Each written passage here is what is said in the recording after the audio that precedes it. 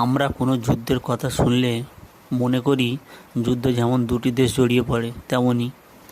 তবে ফিলিস্তিনে যে যুদ্ধ চলছে এটি যুদ্ধ বলবেন? যেখানে সাধারণ মানুষগুলির এমন নৃশংসভাবে মারা হচ্ছে, এই সময়ের পৃথিবীতে এমন গণহত্যা চালানো যায় শক্তিশালী দেশ হলে? আমাদের কাছাকাছি মুরগির দোকানগুলিতেও মনে হয় দিনে 100-র বেশি মৃত্যু হয় না।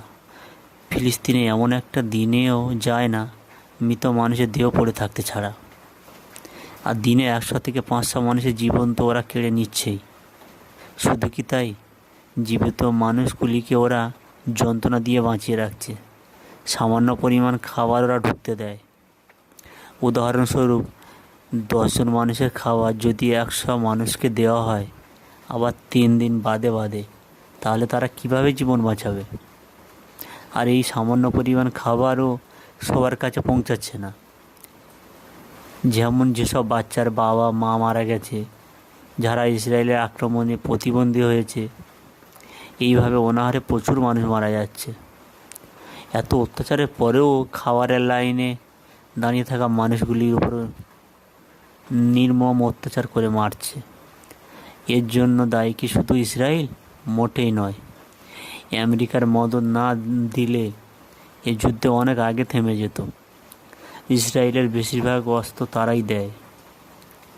আমেরিকার যেই দল ক্ষমতা আসুক না কেন, তারা ইসরায়েলের সাপোর্ট করবেই।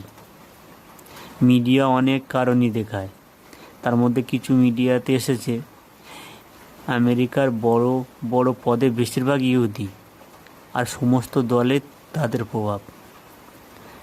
এর জন্য যে দল ক্ষমতায় আসুক তাদের বিরুদ্ধে যাবে না। মুসলিম দেশগুলির মার্কিন যুক্তরাষ্ট্রের ভয়ে কিছু বলতে পারে না, কিছু বলতে পারবে বলে মনেও হয় না।